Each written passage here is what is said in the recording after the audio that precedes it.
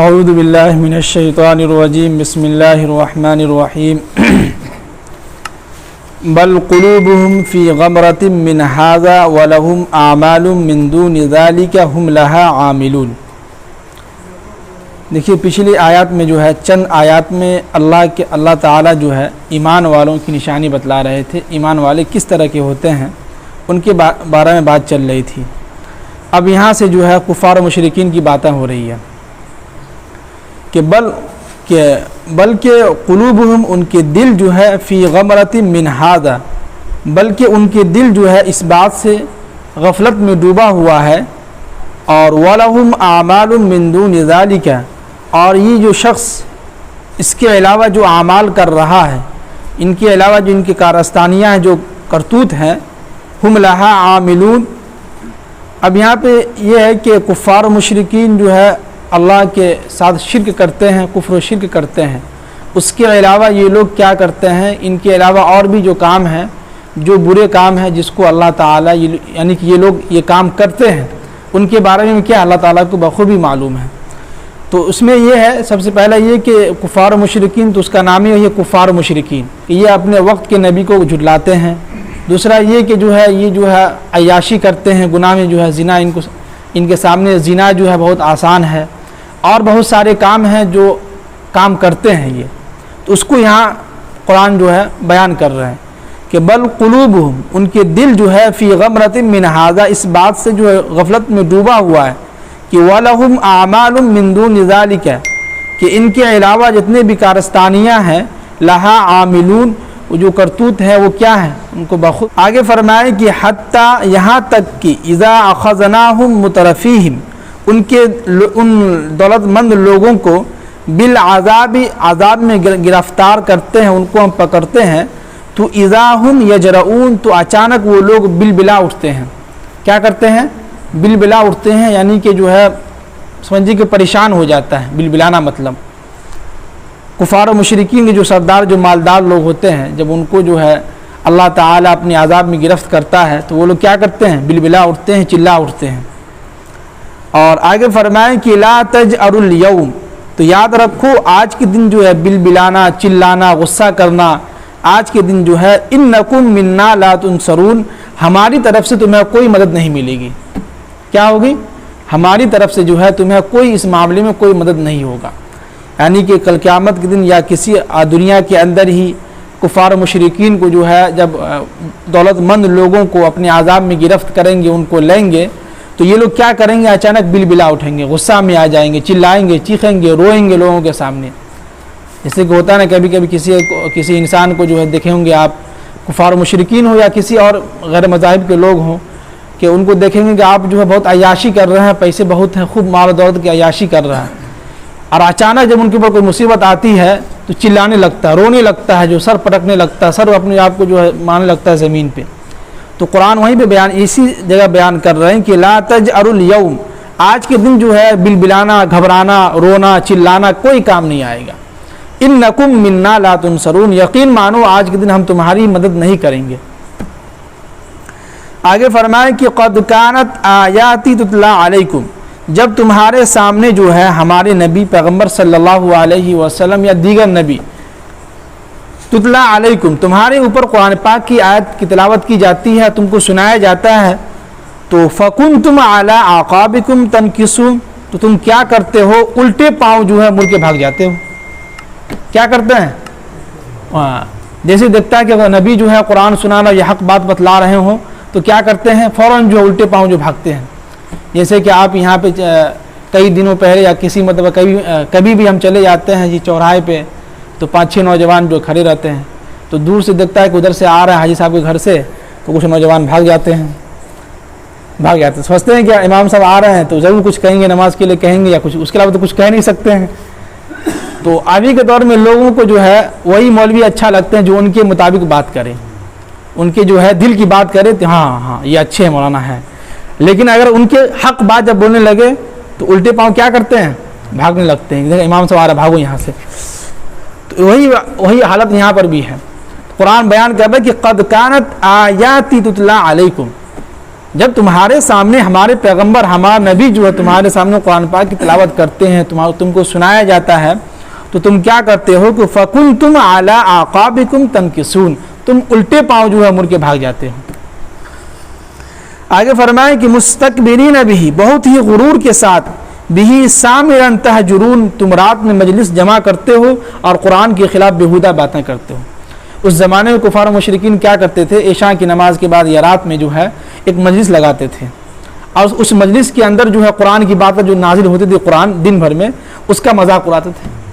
تو وہاں یہیں پہ کفار و مشرکین کہہ رہے ہیں کہ مستکبرین بھی, تم تو بہت ہی غرور کے ساتھ, تکبر کے ساتھ, گھمنڈ کے ساتھ کیا کرتے ہو کہ سامرا تہجرون, رات میں ایک مجلس لگاتے ہو, تمام کفار و مشرکین کو بیٹھا لیتے ہو اور ہمارے قرآن کے خلاف بیہودہ باتیں کرتے رہتے ہو. آگے فرمائیں کہ افلم یدبروا القول, کیا یہ لوگ قرآن کے اندر غور و فکر نہیں کرتے, کیا یہ لوگ اپنے آپ کو سوچتے نہیں, یا کیا یہ لوگ سمجھتے نہیں کہ ام جاءہم ما لم یأتی, کیا ان کے پاس کوئی ایسی باتیں یا کوئی ایسی نشانی یا کوئی ایسی کتاب یا کوئی ایسی جو ہے چیزیں آ گئی ہوں کہ ما لم یأتی آباءہم الاولین, کہ ان کے باپ داداؤں کے سامنے, یعنی ان کے باپ داداؤں کے پاس بھی کوئی ایسی چیز نہیں آئی ہو. یعنی کہ کہنا یہ چاہ رہے ہیں کہ کیا یہ لوگ قرآن کے اندر, کیا یہ لوگ غور و فکر نہیں کرتے, یا ان کے پاس ہو سکتا ہو کہ ان کی جو پچھلے جو باپ دادا تھے, کیا ان کے پاس جو ہے نبی جو ہے قرآن پاک کی ان کا پیغام لے کے نہیں آتے تھے بالکل. آگے فرمائیں کہ ام لم یعرفوا, بلکہ جو ہے یہ لوگ جانتے ہیں کہ رسولہم کے رسول, ان کے رسولوں کو, تو فہم لہ منکرون, تو کیا کرتے ہیں وہ لوگ انکار کر دیتے ہیں. اب ظاہر سی بات ہے, ایک انسان ہے, معاشرے میں ایک انسان رہا ہے, پیغمبر ہے, نبی ہیں, اس معاشرے میں رہ رہے ہیں, 40 سال سے رہ رہے ہیں, اور اس معاشرے کے تمام کفار و مشرکین جانتے تھے کہ محمد صلی اللہ علیہ وسلم کیسا انسان تھا, امین کہتے تھے لوگ, ان کو جو ہے سچا کہتے تھے. پھر بھی یہ لوگ جب ان کے سامنے حق بات ہوتی تھی تو کیا کرتے تھے, فہم لہ منکرون, ان کی باتوں کو انکار کر دیتے تھے.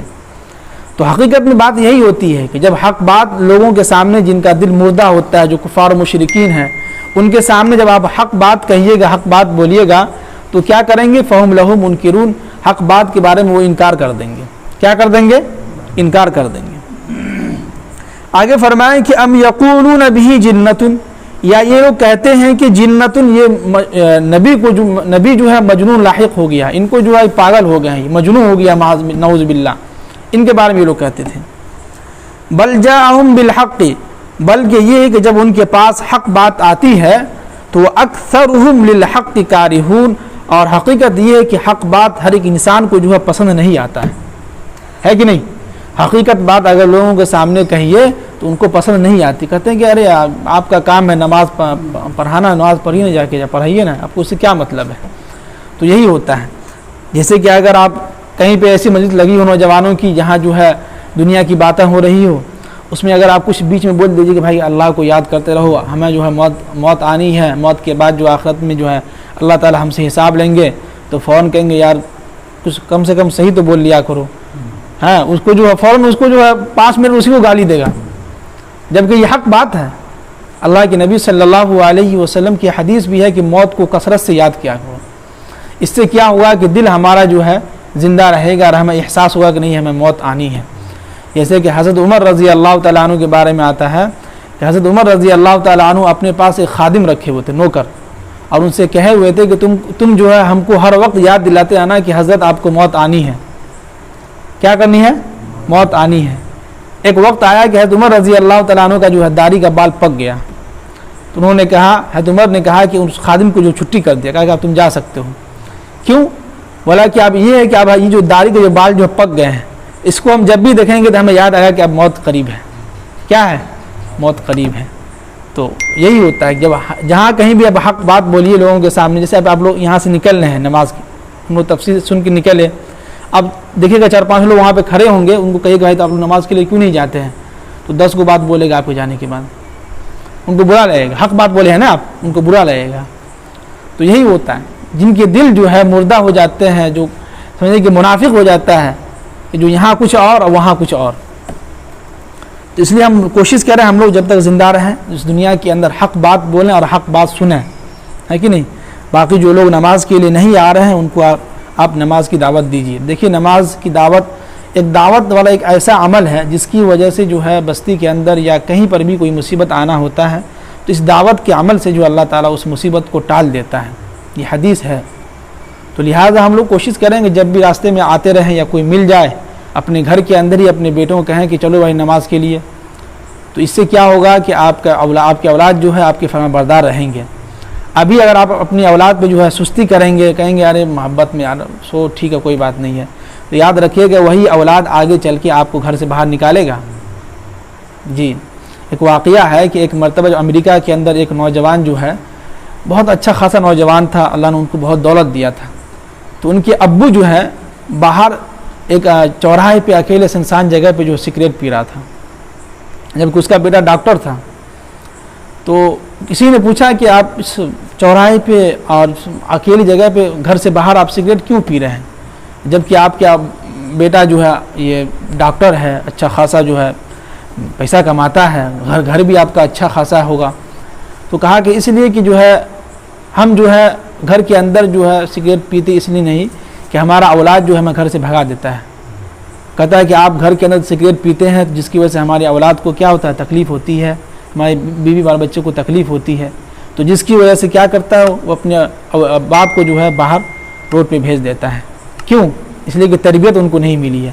بچپن میں وہی باپ جو اپنے بیٹوں کو کتنا لاڈ پیار سے پالا ہوگا, کچھ نہیں ٹوکا ہوگا, جگہ جگہ پہ جو ہے نہیں ٹوکا ہوگا. تو آج ہم بھی کیا کرتے ہیں, محبت میں کیا کرتے ہیں, نہیں ٹوکتے ہیں. تو غلطی ہماری اس وقت ہے اور ہمیں ابھی احساس نہیں ہوگا. احساس کب ہوگا؟ جب ہم بڑھاپے کو پہنچیں گے, جب ہم کچھ کام کے لائق نہیں ہوں گے, صرف گھر میں بیٹھ کے کھانستے رہیں گے. تو یاد رکھیے کہ 10 طرح کی باتیں آپ کو سننے کو ملے گا. وہی بیٹا آپ کو بولے گا, جس بیٹے پہ آپ ابھی نہیں بولتے ہیں وہی بیٹا کل ہو کے آپ کو دبارے گا, بولے گا, ہو سکتا نہیں گھر سے باہر بھی نکال سکتا ہے. ایسا زمانہ آ رہا ہے. تو کوشش یہ کریں جیسے کہ ہم لوگ بھی دیکھتے ہیں, اب اپنی تعریف تو نہیں کریں لیکن ہم لوگ بچپن میں دیکھتے تھے ہمارے ابو جو ہے جب بھی اٹھتے تھے تو وہ اٹھا کے جاتے تھے, سب کو اٹھا کے جاتے تھے نماز مسجد.